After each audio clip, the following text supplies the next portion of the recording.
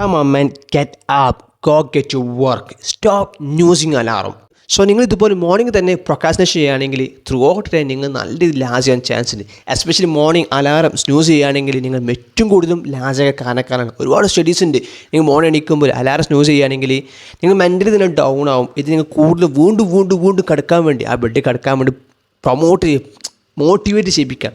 So ഇതുപോലെ ചെയ്യുമ്പോൾ മറ്റുള്ള പല വർക്കും നിങ്ങൾ എന്ത് ലാജൊക്കെ ചാൻസിന്. സോ നേരത്തെ എണീക്കാണ്, കറക്റ്റ് ടൈം എണീക്കാൻ എന്ത് ചെയ്യണം? Go get you bed early. Night 12 മണി 1 മണി മുതൽ സ്ക്രീന് മുന്നിൽ ടൈം സ്പെൻഡ് ചെയ്യാതെ നേരത്തെ കിടക്കാൻ ശ്രമിക്കാൻ നോക്കുക.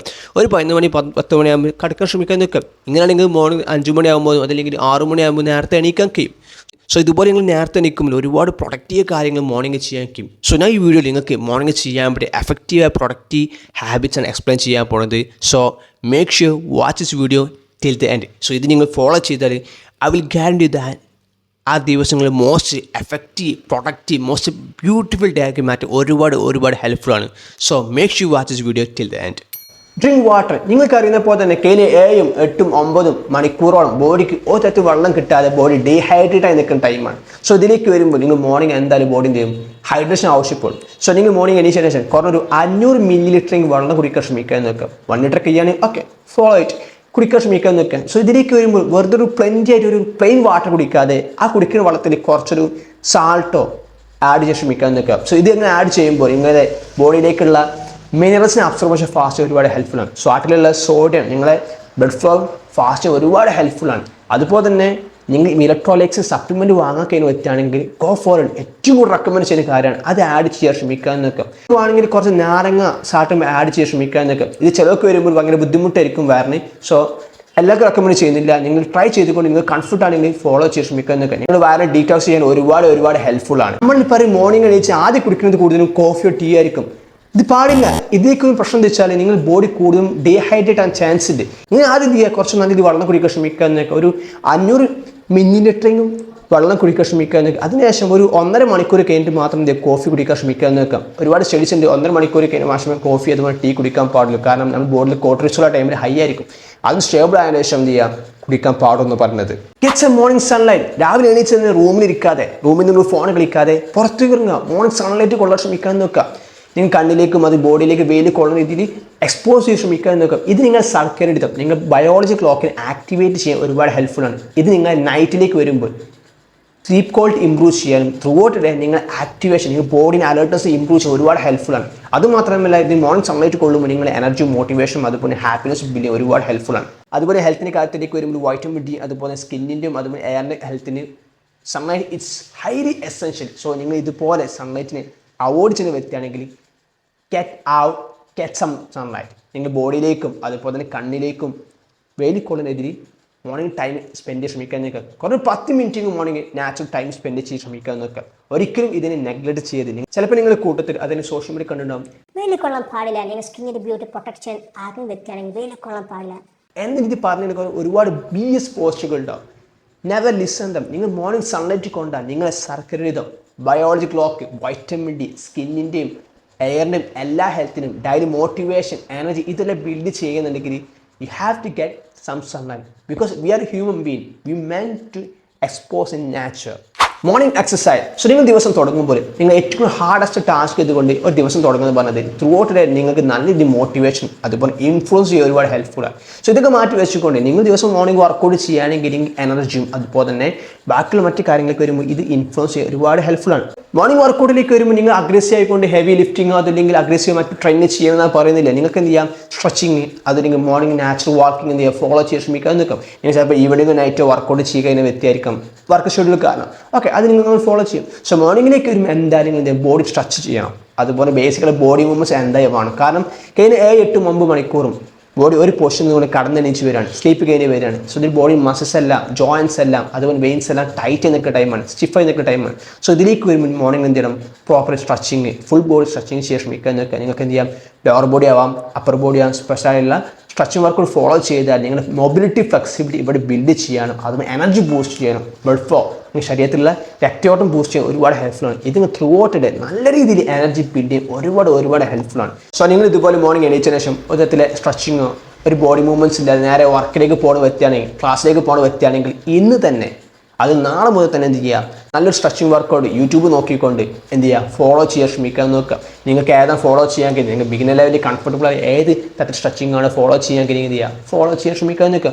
ഒരിക്കലും ഫസ്റ്റ് തന്നെ അഗ്രസീവ് അല്ലെ ഹൈ ലെവൽ സ്ട്രെച്ചിങ്ങോ ഫ്ലെക്സിബിൾ മൊബിലിറ്റി ചെയ്യാതെ ബിഗിനർ ലെവൽ ബേസിക് ആയുള്ള shoulder stretch, ham stretch, chest stretch, lower body leg stretch ഇതുപോലെ വർക്കൗട്ട് ഫോളോ ചെയ്യാൻ ശ്രമിക്കാതെ ഒരിക്കലും അഗ്രസീവായി ഫസ്റ്റ് ടൈം ട്രെയിൻ ചെയ്ത് ഇഞ്ചറി വരുത്താതെ സ്റ്റാർട്ട് ഫ്രം ലിറ്റിൽ എന്ന സ്ട്രെച്ചിങ് വെച്ചുകൊണ്ട് ചെയ്യാൻ ശ്രമിക്കുക എന്നൊക്കെ. പിന്നെ നിങ്ങൾക്ക് പറഞ്ഞപ്പോൾ തന്നെ മോർണിംഗ് ആയിട്ട് ഇതിൽ വാക്കിങ്ങോ അതല്ലെങ്കിൽ സിമ്പിളായിട്ട് ജോഗിങ്ങിന് വേണമെങ്കിൽ പോകാം. It's up to you. Meditation and breathing exercise. So നിങ്ങൾക്കറിയാം ഈ രണ്ട് ബെനിഫിറ്റ് എന്താണ്. സോ മെഡിറ്റേഷനിലേക്ക് വരുമ്പോൾ നിങ്ങളെ പേഷ്യൻസ് ബിൽഡ് ചെയ്യാൻ ഒരുപാട് ഹെൽപ്ഫുള്ളാണ്. ഒരു പൊസിഷനിൽ ഇരുന്നു കൊണ്ട് ഒരു നേരം ഒരു ഇന്നത്തെ 5-10 മിനിറ്റോ ബ്രീത്തിങ്ങിലേക്ക് മാത്രം ഫോക്കസ് ചെയ്തുകൊണ്ട് ചെയ്യുമ്പോൾ നിങ്ങളുടെ ഫോക്കസ് പേഷ്യൻസ് ബിൽഡ് ചെയ്യാൻ ഒരുപാട് ഹെൽപ്ഫുള്ളാണ്. മെൻ്റൽ ക്ലാരിറ്റി ബിൽഡ് ചെയ്യാൻ ഒരുപാട് ഹെൽപ്ഫുള്ളാണ്. സ്ട്രെസ് റെഡ്യൂസ് ചെയ്യാൻ ഒരുപാട് ഹെൽപ്ഫുള്ളാണ്.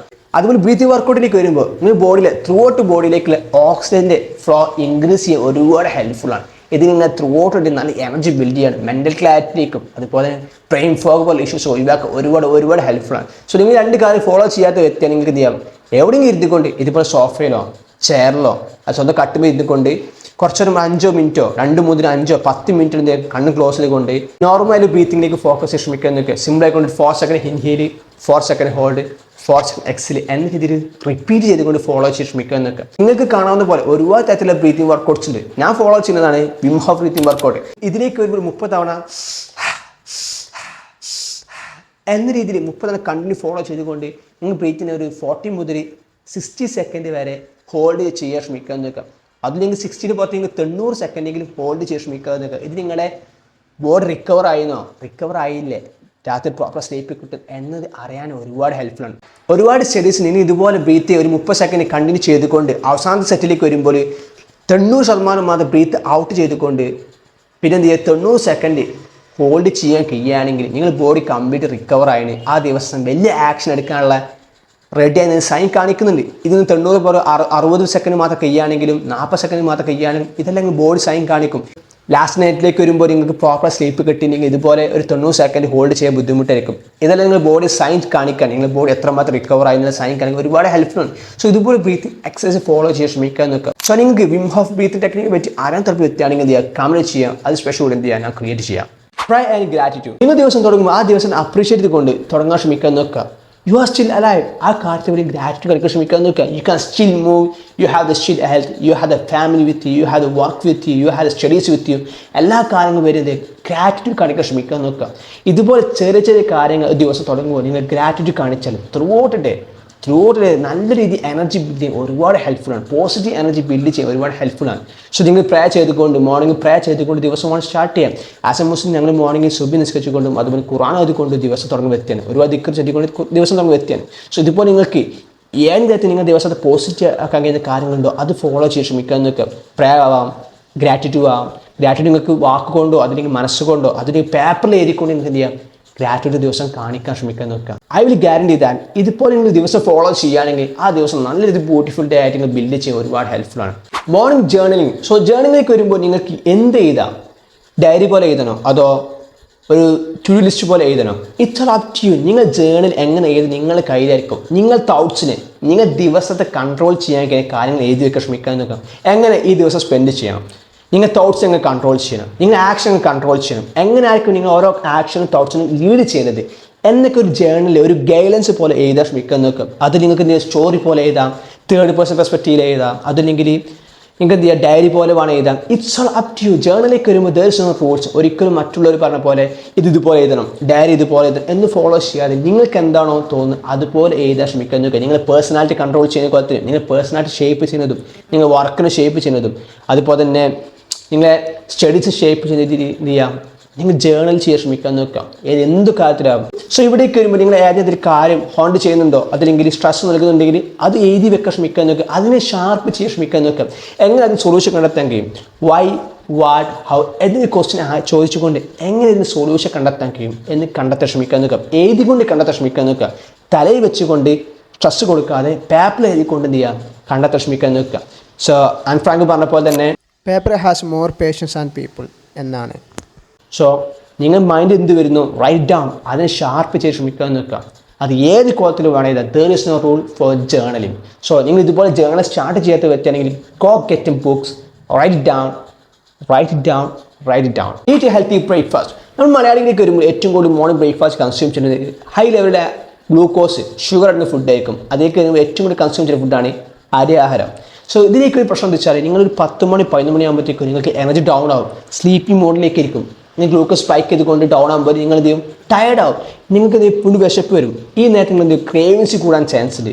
കൂടുതൽ സ്നാക്സ് പോലുള്ള ജങ്ക് ഫുഡിലേക്ക് നിങ്ങൾ ഫോളോ ചെയ്യാൻ നോക്കും. സോ ഇവിടെ നിങ്ങൾ അവോയ്ഡ് ചെയ്യാൻ വേണ്ടി ബെസ്റ്റ് മെത്തേഡ് എന്ന് വെച്ചാൽ മോർണിംഗ് ബ്രേക്ക്ഫാസ്റ്റിലേക്ക് വരുമ്പോൾ ഹൈ ലെവൽ പ്രോട്ടീൻ അടങ്ങിയ ഫുഡ് കൺസ്യൂം ചെയ്യാൻ ശ്രമിക്കാൻ നോക്കുക. പ്രോട്ടീനിലേക്ക് വരുമ്പോൾ മീറ്റ്സ്, എഗ്സ്, അതുപോലെ തന്നെ യോഗേർട്സ് അടങ്ങിയ ഫുഡ് ആഡ് ചെയ്യാൻ ശ്രമിക്കാൻ നോക്കുക. സോ ഇവിടെ നിങ്ങൾ പ്രോട്ടീൻ കൺസ്യൂം ചെയ്യുമ്പോൾ ത്രൂ ഔട്ട് നല്ല രീതിയിൽ എനർജി മെയിൻറ്റെയിൻ ചെയ്യാൻ ഒരുപാട് ഹെൽപ്ഫുള്ളാണ്. നിങ്ങളുടെ ഫോക്കസും അതുപോലെ മോട്ടിവേഷൻ ഹൈ ആയിരിക്കും. നിങ്ങൾ 2 മണി 1 മണി ആരെങ്കിലും ഇത് വിശപ്പും തോന്നില്ല, still you feel full through out day. നേരെ മറിച്ച് high level sugar food morning consume ചെയ്യുമ്പോൾ നിങ്ങൾക്ക് എന്താണ് ഈ 10-11 മണിയാകുമ്പോഴത്തേക്ക് വിശപ്പ് വരും, ക്രേവിങ്സ് വരാൻ ചാൻസ് ഉണ്ട്. സോ ഇവിടെ നേരെ വെച്ച് പ്രോട്ടീൻ ഫുഡ് ആഡ് ചെയ്യുകയാണെങ്കിൽ നിങ്ങൾ നല്ലൊരു എനർജി ഉണ്ടായിരിക്കും. സോ എത്ര ഗ്രാം പ്രോട്ടീൻ മോർണിംഗ് കൺസ്യൂം ചെയ്യണം. നിങ്ങൾക്ക് എന്ത് ചെയ്യാം, മോർണിംഗ് പ്രോട്ടീനിലേക്ക് വരുമ്പോൾ നിങ്ങൾക്ക് അത് സിമ്പിൾ ആയതുകൊണ്ട് ഒരു 3 eggs കുറഞ്ഞെങ്കിൽ ആഡ് ചെയ്യാൻ ശ്രമിക്കാൻ നോക്കാം. ഇവിടെ നിങ്ങൾ ഫിറ്റ്നസ് ഗോൾ ഡിപ്പെൻഡ് ചെയ്തേക്കും. നിങ്ങൾ വെയിറ്റ് ലോസിലേക്ക് എത്തുകയാണെങ്കിൽ ഒരു calorie deficit diet plan follow ചെയ്യുന്നത്.